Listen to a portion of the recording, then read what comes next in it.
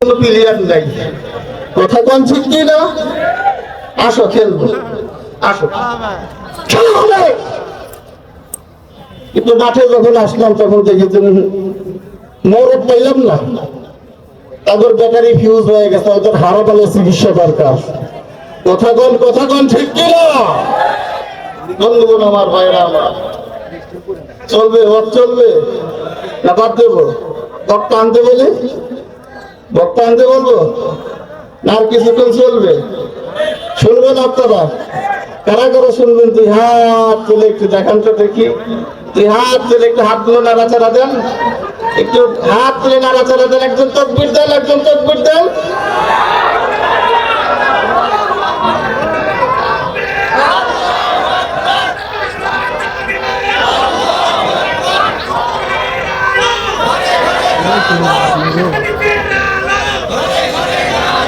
মাশাআল্লাহ মাশাআল্লাহ, আপনাদের ব্যবহারে মনটা ভরে গেল ভাই। আমি দোয়া করি এই ময়দান থেকে বের হওয়ার আগে আল্লাহ পাক যেন আপনাদের প্রত্যেকটা মানুষকে যেন ওলি বানায় দেন। জোরে বলেন সুবহানাল্লাহ। এই ময়দান থেকে যেই লোকটা বের হয়ে যাবে আল্লাহ তাআলা যেন সম্পূর্ণ গুনাহগুলোকে মাফ করে দেন। জোরে বলেন আমিন। আর একবার বলেন, আরেকটু জোরে বলেন। কোন জায়গায় রাখছিলাম মনে আছে আপনাদের? আছে, মনে আছে? বৃদ্ধর ছেলেগুলো তার বাবাকে খুঁজতে খুঁজতে যখন খেজুরের বাগানের মধ্যে চলে এসেছে, খেজুরের বাগানের মধ্যে এসে দেখে হায় হায় আমার আব্বা জমিনের মধ্যে পড়ে আছে, চতুর্দিকে রক্তের বন্যা বয়ে গেছে, বৃদ্ধ মৃত অবস্থায় জমিনের মধ্যে পড়ে আছে। আমার বন্ধুগণ বৃদ্ধ ছেলেরা খেয়াল করে দেখলো পাশে একজন যুবক বসা। যুবককে ডাক দিয়ে বলতেছে, যুবক আমার আব্বাকে কে মেরেছে, কে হত্যা করেছে আমার আব্বাকে, দেখেছো নাকি কোনো কিছু?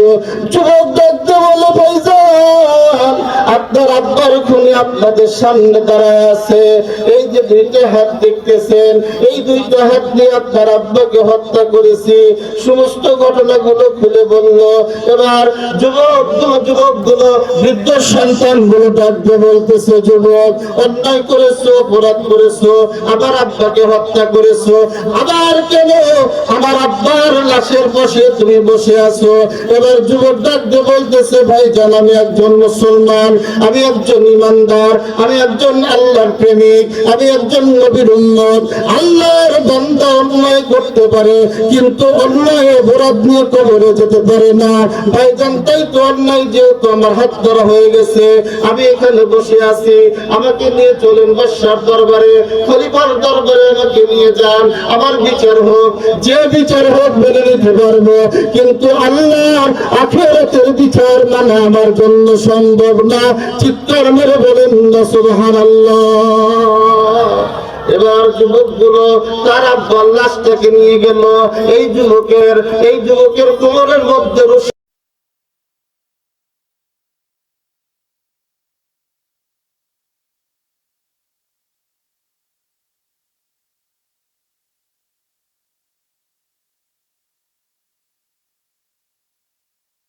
জাতির খেদমতের জন্য যেন কবুল করে নেন। আপনারা বলেন আমিন। আমার বন্ধুগণ, আমি সংক্ষিপ্ত সময়ের মধ্যে আমার আলোচনা শেষ করব, তারপর ইনশাআল্লাহ প্রধান অতিথি সাহেব আপনাদের মাঝে কথা বলবো। তো যেই কথাটা আলোচনা করতেছিলাম যে আল্লাহকে ভয় করতে হইলে ভয়ের মতো ভয় করতে হবে। কথা বলেন ঠিক কিনা? আর আল্লাহ পাক আরেকটা কথা আলোচ্য আয়াতের মধ্যে বলে দিয়েছেন।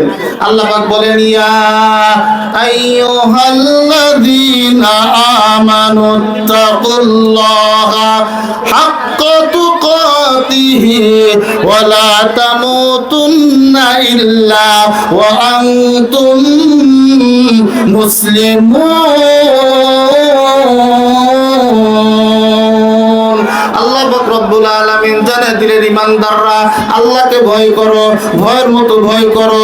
আর যতক্ষণ পর্যন্ত খাঁটি মুসলমান না হইতে পারবা, যতক্ষণ পর্যন্ত খাঁটি ইমানদার না হইতে পারবা, যতক্ষণ পর্যন্ত খাঁটি পরহেজগার না হইতে পারবা, ততক্ষণ পর্যন্ত কেউ করতে পারবা না। এখন বলেন তো, মৃত্যু কি আমাদের হাতে? এ ভাই কথা কন না, এদিকে খেয়াল করেন ভাই একটু প্লিজ। আচ্ছা আপনারা বলেন, মৃত্যু কি আমাদের হাতে আছে? আজরাইলকে যদি এখন যদি টেলিফোন করা যায়, আজরাইল আসো আসো, সভাপতি সাহেব বসে আছে, এটাকে ধরো, আপনারা বলেন আজরাইল আসবে? মানে বিষয়টা হলো, এক মহিলা স্বামীর খেদমত করে 12 বছর, কতদিন? 12 বছর যাবৎ স্বামীর খেদমত করে, অসুস্থ স্বামী, মরেও না সারেও না। 12 বছর পরে একদিন মহিলা দোয়া করতেছে, এশার নামাজ পড়ে, বাতি নিবানো, আল্লাহ আমার স্বামী মরবেও না সারবেও না, আল্লাহ তুমি আজরাইল পাঠাও, আমি মরে যাই। আজরাইল মাশাআল্লাহ চলে আসছে। খাটের তলায় ছাগল বান্ধা ছিল, ছাগলের গলার দড়ি খুইলে লবণের বাটির ভিতরে মুখ দিয়ে ছাগল বলতেছে। মহিলা মনে করছে কাম সারছে, আজরাইল আসছে। মহিলা ডাকতে বলতেছে আজরাইল, বলা যেতে বলতেছে আজরাইল, হাতে দড়ি পায়ে দড়ি না আজরাইল, রোগী কিন্তু আমি না, রোগী খাটের উপর। আপনারা বলে এখন যদি আমি যদি আজরাইলে ফোন করি, আজরাইল আসবে? আজরাইল যার জন্য যখন আসবে, যখন যার জন্য সময় হবে, 1 মিনিট 1 সেকেন্ড সময় দেওয়া হবে না। কথা বলেন ঠিক কি না? আমরা দেখেছি কত মানুষকে আমরা দেখেছি, লক্ষ লক্ষ কোটি কোটি টাকার সম্পদ, মৃত্যুর সময় 1টা টাকাও সে খরচ করতে পারে নাই। কথা বলেন ঠিক কি না? একটা প্যারাসিটামল ট্যাবলেট খেয়ে মরতে পারে নাই, অথচ কোটি কোটি টাকার সম্পদ তার। সম্মানিত ভাইরা, মৃত্যু আমি আপনি চাইলেই আসবে না। আল্লাহ পাক বললেন, যতক্ষণ ইমানদার না হইতে পারবা ততক্ষণ মরিও না। তাহলে আল্লাহ মনে হয় ভুলভাল বলছে, তাই না? আল্লাহ ভুলভাল বলছে না? এই জায়গায় আইসা মনে হয় আল্লাহর মাথা খারাপ হয়ে গেছে। কথা বল না কেন? এই জায়গায় এসে কি আল্লাহর মাথা খারাপ হয়েছে? আল্লাহর মাথা খারাপ হয় নাই। আল্লাহ পাক রব্বুল আলামিন বান্দাদেরকে জানায় দিচ্ছে, বান্দা যতক্ষণ পর্যন্ত দুনিয়াতে থাকবা, আমি আল্লাহ পাক রব্বুল আলামিন তোমাদের যতক্ষণ পর্যন্ত হায়াত নামক দৌলত দান করেছি, হায়াত যতক্ষণ পর্যন্ত তোমাদের আছে, যতক্ষণ পর্যন্ত তোমরা দুনিয়াতে থাকবা, 1টা মিনিট 1টা সেকেন্ড সময় নষ্ট করতে পারবা না। আমার বন্ধুগণ, হয়তো বা মনে করতে পারি আজকে নামাজ পড়বো না, কালকে নামাজ পড়বো, বুঝতে হবে শয়তানের ধোঁকা। এখন নামাজ পড়ে কি করব? এখন তো যৌবনকাল, এখন তো জোয়ান অবস্থায় আছি, এখনো তো মরার সময় হয় নাই।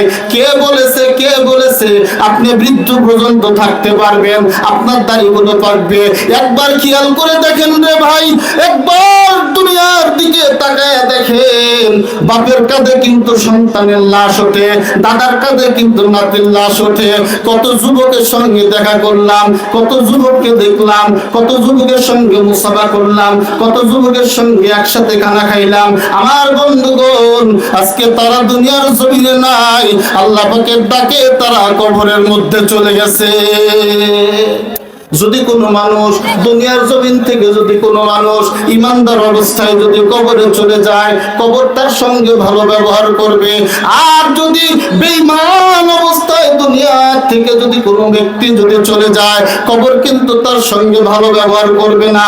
আল্লাহর নবী বলেন, ইন্নাল কুবুর রাউজাতুন মির রিয়াজিল জান্নাহ আও হুফরাতুম মিন হুফারিন নার। চিৎকার মেরে বলেন না মারহাবা।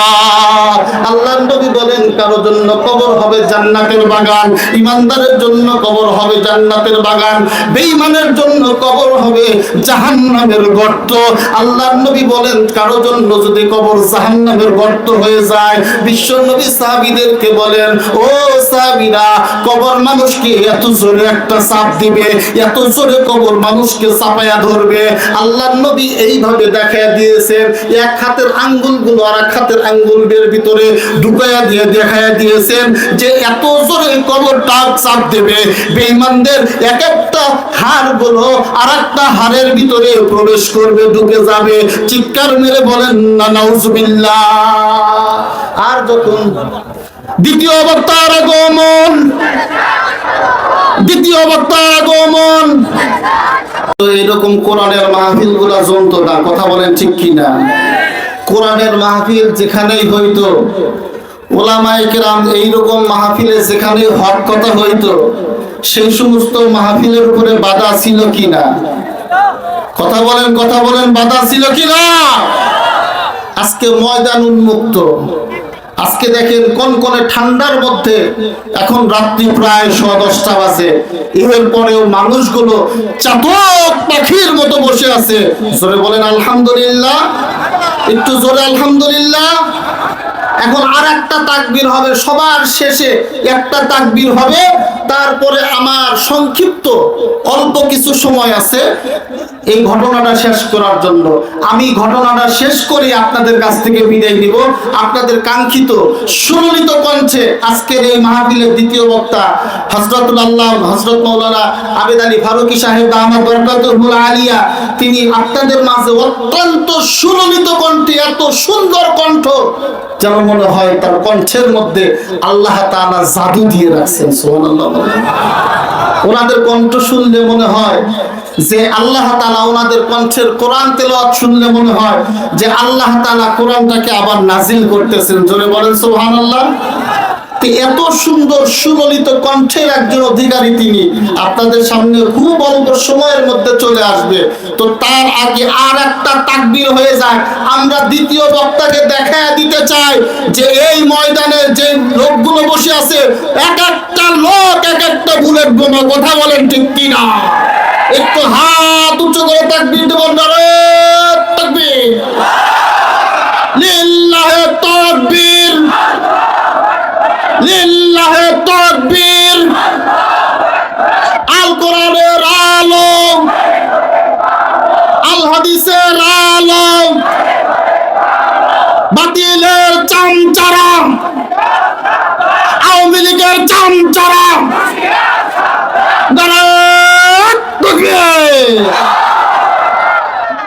সম্মানিত ভাইয়েরা,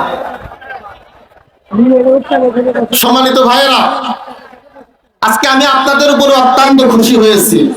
আপনারা এত মনোযোগ সহকারে, ধৈর্য সহকারে, এত সুন্দরভাবে যে আলোচনা শুনলেন, এজন্য আমি সত্যিকার অর্থে দিলের অন্তরের অন্তঃস্থল থেকে আপনাদের জন্য কৃতজ্ঞতা জানাই এবং আপনাদের জন্য আল্লাহর কাছে দোয়া করব, আল্লাহ এই প্রত্যেকটা মানুষকে তুমি কবুল করো। যদি বলেন আমিন। প্রত্যেকটা মানুষকে কোরআনের জন্য কবুল করো, বলেন আমিন। আর কত বলবো বাবা, আর কত বলবো? জায়গা বড়, জায়গা বড় করে নিয়ে জায়গা ছোট করে দিতে এটা দুশ্মনী কাজ। আরেকজনের কোলের মধ্যে বসেন, আর কি করবো? জায়গা না হইলে তো একজন আরেকজনের কোলের মধ্যে বসা লাগবে নাকি? হ্যাঁ, আমার মা ও বোনেরা, আমি আপনাদের কাছে আর একবার করজোরে বিশেষভাবে আহ্বান করব, যেহেতু আপনাদের তো দেখা যাচ্ছে না, এজন্য বোঝাও যাচ্ছে না যে ভিতরে জায়গা আছে কিনা।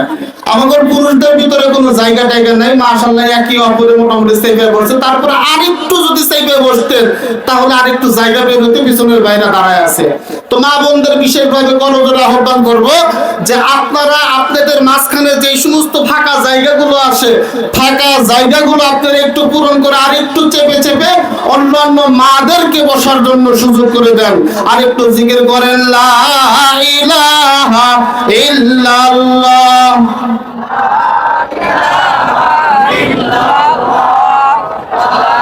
বক্তা নিয়ে এসেন, বক্তা নিয়ে এসেন।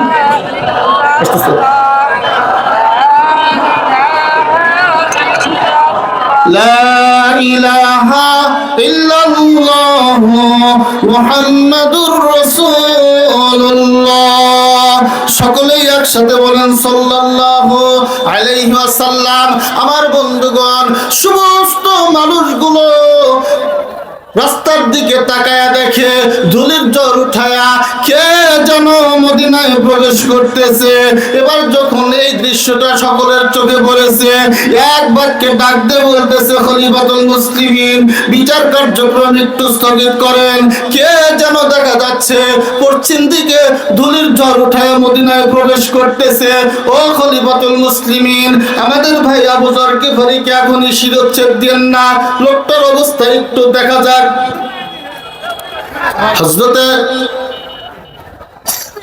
ওমর ফারুক রাদিয়াল্লাহু তাআলা আনহু জল্লাদকে ডাক দিয়ে বলেন, জল্লাদ দাঁড়াও দাঁড়াও, একটু পরে শিরচ্ছেদ দাও। এবার দেখা গেল যত আগে আসতেছে সকলেই খেয়াল করে দেখলো ওই লোকটা অন্য কেউ না, ওই লোকটা ছিল সেই যুবক। চিৎকার মেরে বলেন না সুবহানাল্লাহ। যুবক যখন সকলের সামনে চলে এসেছে, আসার সঙ্গে সঙ্গে যুবক ডাক দিয়ে বলতেছে, উপস্থিত নবীর সাহাবীরা, আমি সকলের কাছে ক্ষমা চেয়ে নিচ্ছি। সঠিক সময় আমি আসতে পারি নাই, সঠিকভাবে আমি পৌঁছাইতে পারি নাই। কারণ হলো রাস্তার মধ্যে আমার ঘোড়াটা অসুস্থ হয়ে যাওয়ার কারণে আরেকজনের কাছ থেকে একটা ঘোড়া নিয়ে তারপরে এই পর্যন্ত আমি পৌঁছেছি, আমার আসতে দেরি হয়ে গেছে। এবার যখন এই কথাটা যুবক বলেছে, যুবক ডাক দিয়ে বলতেছে, ওগো আল্লাহর নবীর সাহাবী, ওগো খলিফাতুল মুসলিমিন হযরত ওমর ফারুক রাদিয়াল্লাহু তাআলা আনহু, আমার ভাই আবু যর গিফারির হাতের বাঁধন খুলে দেন, পায়ের বাঁধন খুলে দেন, চোখের বাঁধনটা খুলে দেন, আমার ভাই আবু যর গিফারিকে ছেড়ে দেন। আমার ভাই আবু যর গিফারির বদলতে আমাকে তাড়াতাড়ি করে শিরচ্ছেদ দিয়ে দেন। চিৎকার মেরে বলেন না সুবহানাল্লাহ। হযরত ওমর ফারুক রাদিয়াল্লাহু তাআলা আনহু এবার বৃদ্ধ ছেলেদেরকে ডাক দিয়ে বলতেছে, ও বৃদ্ধ ছেলেরা শোনো, যেই যুবক একবার সারা পেয়ে বাড়িতে যাওয়ার পরে আবার ঘুরে আসতে পারে, খোদার কসম করে বলি এই যুবক ইচ্ছাকৃতভাবে কোনোদিন তোমার আব্বাকে হত্যা করতে পারে না। চিৎকার মেরে বলেন না সুবহানাল্লাহ। জল্লাদ এবার যুবককে ধরে নিয়ে যখন ময়দানে শোয়া দিয়েছে, ময়দানের ভিতরে নিয়ে যায় যখন যুবকের গলার উপরে তরবারিটা ধরেছে, বৃদ্ধ ছেলেরা ডাক দিয়ে বলতেছে, জল্লাদ খবরদার, আমার ভাইকে হত্যা করবে না, আমার ভাইকে ছেড়ে দাও। আমার ভাইয়ের উপরে যে খুনের মামলাটা আরোপ করেছিলাম, আমরা মামলাটা মাফ করে দিলাম, আমার ভাইকে মাফ করে দিলাম, আমার ভাইকে আমরা ক্ষমা করে দিলাম। শুধু ক্ষমা করলাম না, তাকে আমরা বুকে টেনে নিলাম এবং আজকের থেকে সেটাকে আমরা ভাই বানায় নিলাম। চিৎকার মেরে বলেন না সুবহানাল্লাহ। আল্লাহ পাক রব্বুল আলামিন বলেন, ইয়া আইয়ুহাল্লাযীনা আমানুত্তাকুল্লাহা হাক্কা তুকাতিহি ওয়া লা তামুতুন্না ইল্লা ওয়া আনতুম মুসলিমুন। আল্লাহু আকবার। জোরে বলেন। আল্লাহ পাক রব্বুল আলামিন জানিয়ে দিলেন, বক্তা আসছে